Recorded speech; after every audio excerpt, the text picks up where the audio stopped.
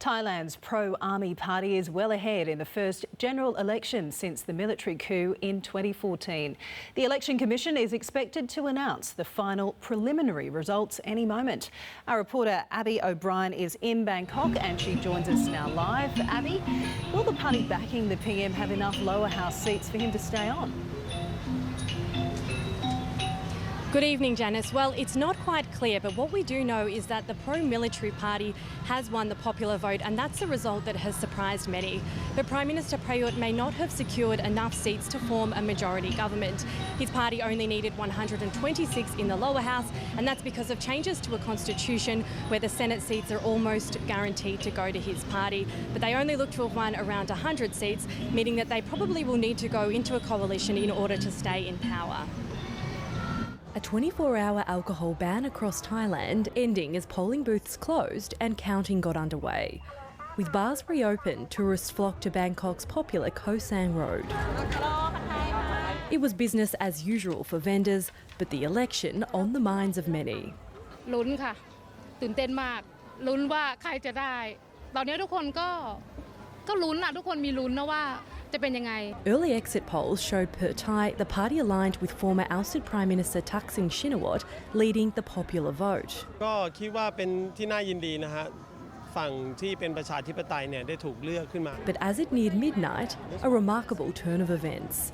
The Electoral Commission announcing the pro-military party Palang Pracharat has snatched the lead, meaning Prime Minister Prayut Chan-o-cha is all but certain to serve another 5 years. We are pleased with the results so far, and with respect to any discussion with other parties in view of forming the next government, we have not gotten to that stage yet. This morning, however, Thais woke to confusion. The Electoral Commission postponing its press conference twice now, and so the results remain murky. The numbers they released last night were for the popular vote, but do not reflect the 350 parliamentary constituency seats. Per Thai is on track to win the majority of these. But even if it does, Prime Minister Prayut will likely remain in power. That's because his party is all but guaranteed the 250 Senate seats because of a new constitution drafted under his government. But without a majority in the lower house, things could get messy. In the lower house, the Senate cannot take part in lawmaking. So the numbers for the pro-military parties would have to be strong enough to have a stable government. Palang Pracharat's strong performance has stunned Thailand. Many were confident the party wouldn't do well in the popular vote, and therefore this election would loosen the military's grip on power. At Per Thai's headquarters in Bangkok last night, there was disbelief.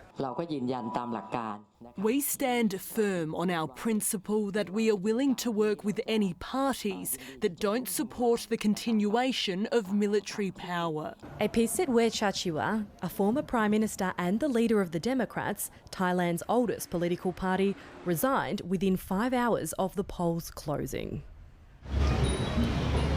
Many today have expressed concerns over the fairness of the vote. Turnout was predicted to exceed 80%, some analysts even said 90%. It only reached 65%.